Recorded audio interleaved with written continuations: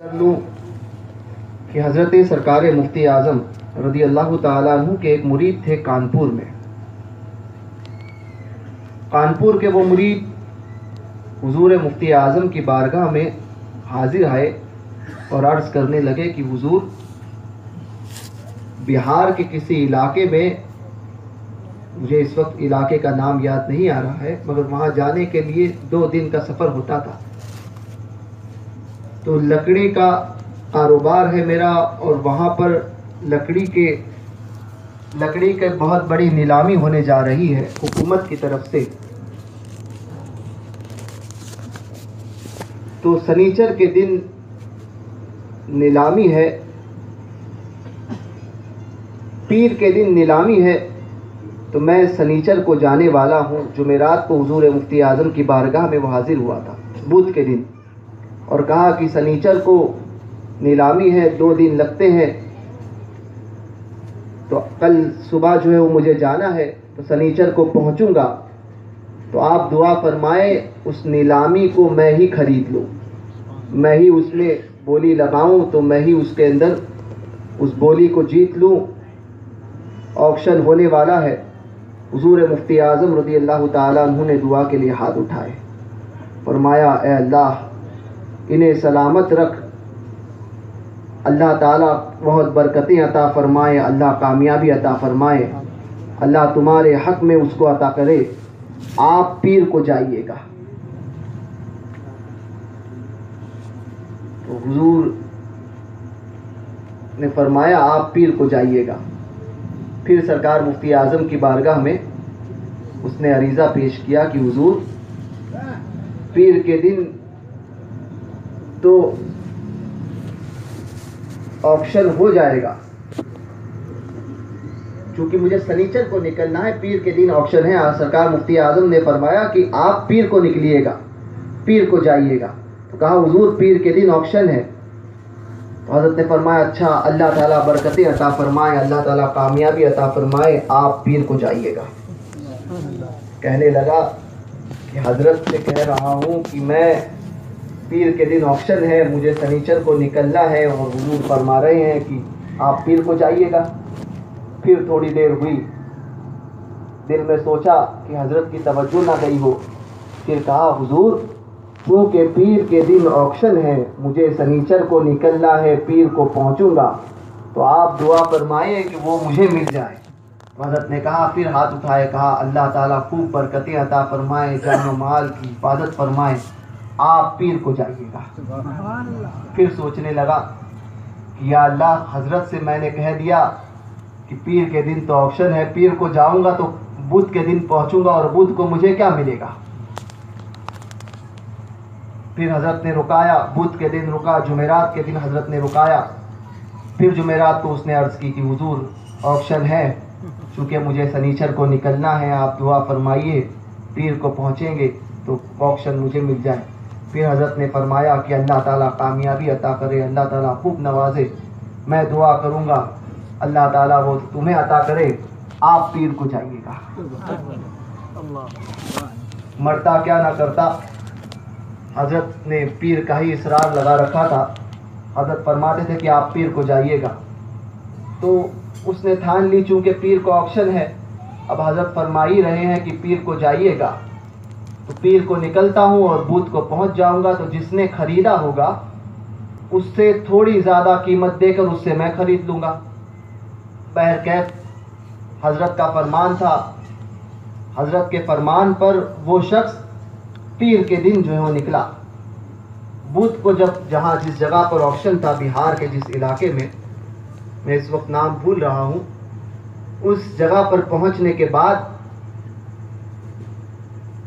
جب وہ پہنچا تو حیرت کی انتہا رہی کہ بڑے بڑے سیٹھ حضرات جو ہے وہ بنیان میں، پھٹے بنیان میں اور پھٹے کپڑوں میں جو ہے وہ گھوم رہے ہیں، دور دراز سے آئے ہوئے کافی لوگوں کا حال یہی تھا۔ اب اس نے پوچھا تو کہا، چونکہ جب اس نے معلومات لی تو ان لوگوں نے کہا آکشن تو پیر ہی کو تھا، مگر ایسا ہوا کہ ہم سارے لوگ جو ہے وہ اتوار کو پہنچ گئے تھے رات میں، اور رات ہی میں ڈاکوؤں نے ڈاکہ ڈالا، اور ہمارے پاس جو کچھ تھا وہ سب کچھ لوٹ لیا. تو آکشن چونکہ پیر کو تھا مگر آج بدھ کو رکھا گیا ہے.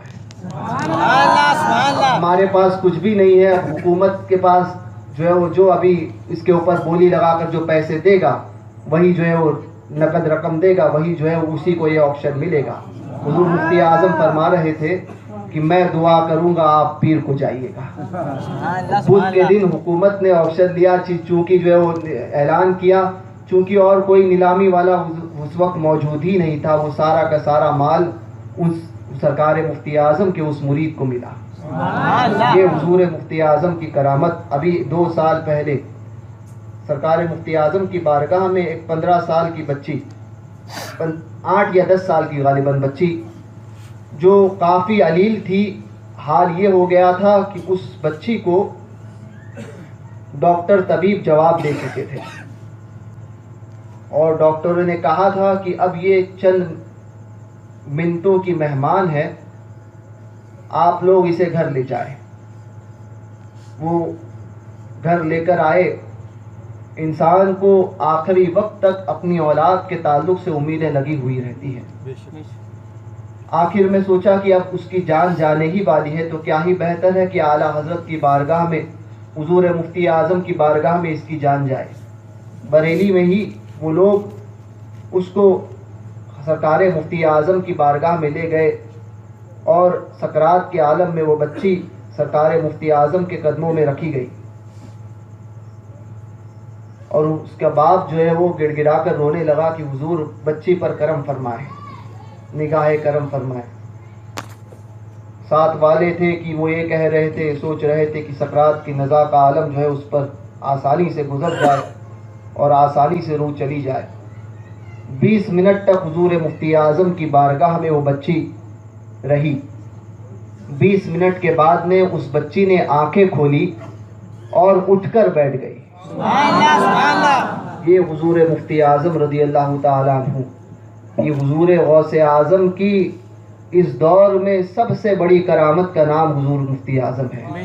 اللہ تعالیٰ حضور مفتی اعظم کے فیضان سے ہم سب کو مالا مال فرمائے اور انہی سرکاروں کی بارگاہ کا سچا غلام بنا کر رکھے اور ان بزرگوں کی بارگاہ کا گستاخ اور بے ادب ہونے سے ہم سب کو محفوظ فرمائے.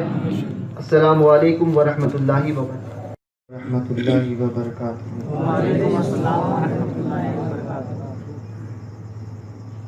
درود پاک پڑھیں. اللہم صلی علی سیدنا و مولانا محمد عادل اکرم وآلہ و اصحابہ اجمعین. حضور مفتی اعظم قطب عالم رضی اللہ تعالی عنہ کی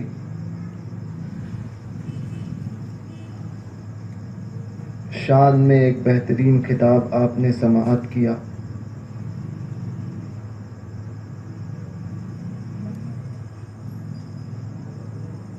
حضور مفتی اعظم رضی اللہ تعالی عنہ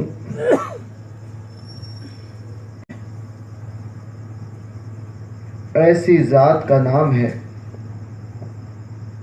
کہ اگر اس صدی میں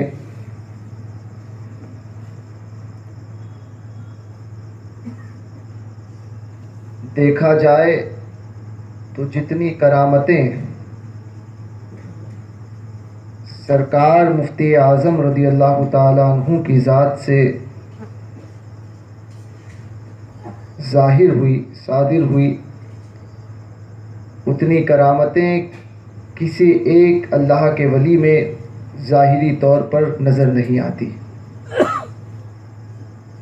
وہ مفتی اعظم جن کے تعلق سے حضور قطب مدینہ ضیاء الدین مدنی رحمۃ اللہ تعالی علیہ فرمایا کرتے تھے کہ اس گنبد کی قسم تو نہیں کھاتا, گنبد خضرا کو دیکھتے ہوئے فرماتے تھے کہ اس گنبد کی قسم تو نہیں کھاتا مگر اس کو دیکھ کر ایک بات کہوں گا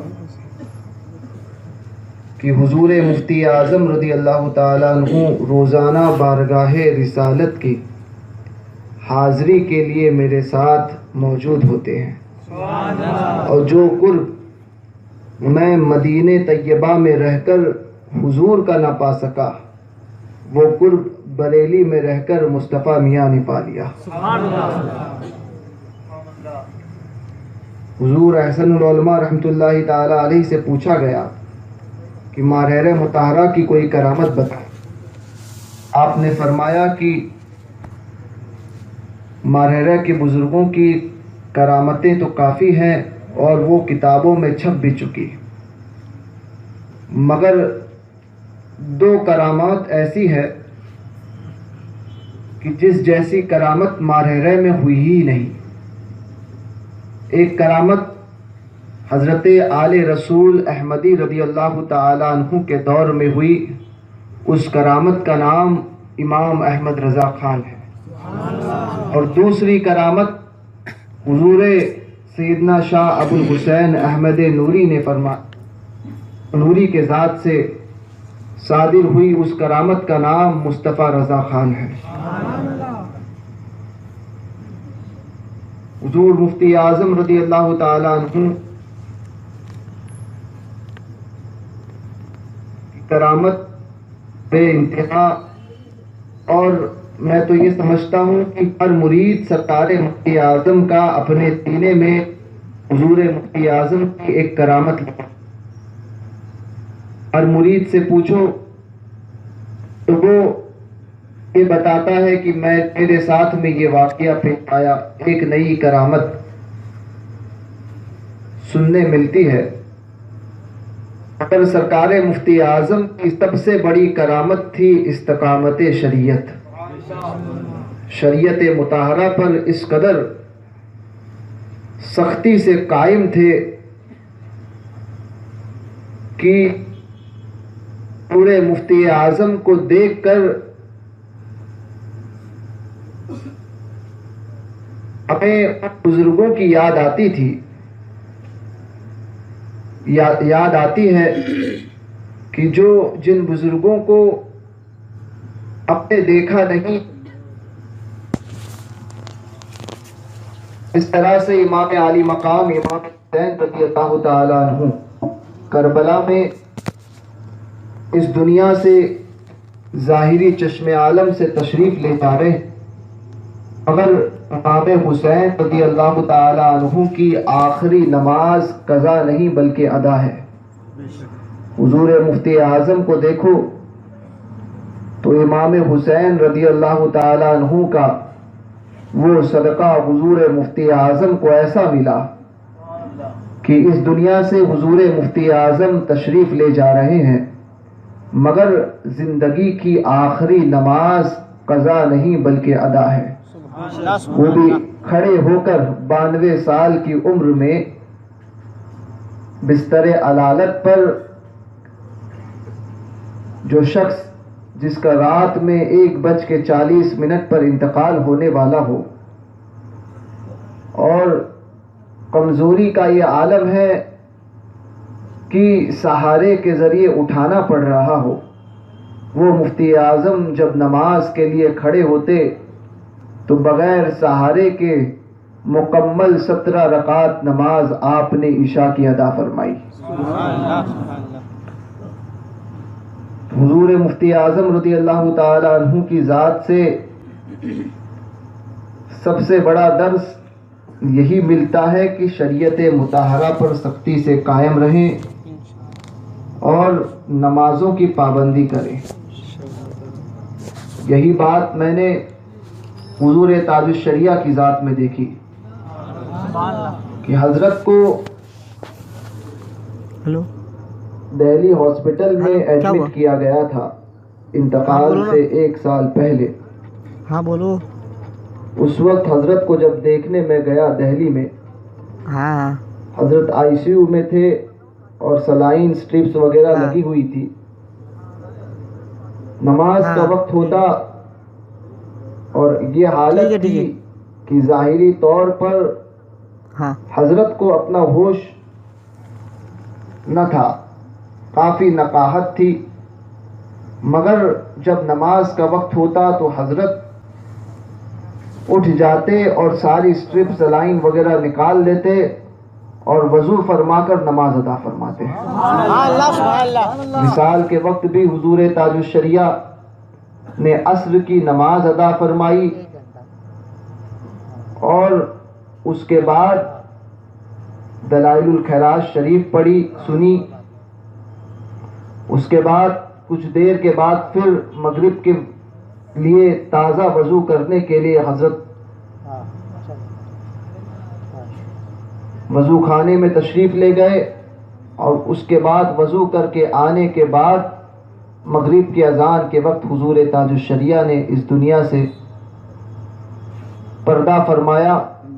تو حضور تاج الشریعہ بھی اس دنیا سے جا رہے ہیں تو آخری نماز قضا نہیں بلکہ ادا ہے. تو میرے بھائیوں نمازوں کی پابندی کریں اور نمازیں ان کے پیچھے پڑھیں جن کی نمازیں در حقیقت نماز ہے بے شک بے شک. اور جن پر نمازیں فرض ہے اسی گروہ کے پیچھے نماز پڑھے چونکہ وہ گروہ تنہا اہل سنت و جماعت کا ہے بے شک بے کہ اللہ نے نماز کو فرض فقط ہمارے ہی اوپر کیا ہے. کسی غیر سنی وہابی دیوبندی پر نماز فرض ہی نہیں، اس لیے کہ نماز کے فرض ہونے کے لیے ایمان شرط ہے، اور جس کا ایمان نہیں اس پر نماز فرض ہی نہیں. تو نماز فرض تو اسی جماعت پر کی گئی، لہذا نمازوں کی پابندی کریں اور سنی کے پیچھے ہی نماز پڑھیں اگر اپنی نماز بچانا چاہتے ہیں. تو حضور مفتی اعظم رضی اللہ تعالیٰ عنہ کی شان میں منقبت کے چند اشعار میرے ساتھ مل کر پڑھیں. صلی اللہ علیہ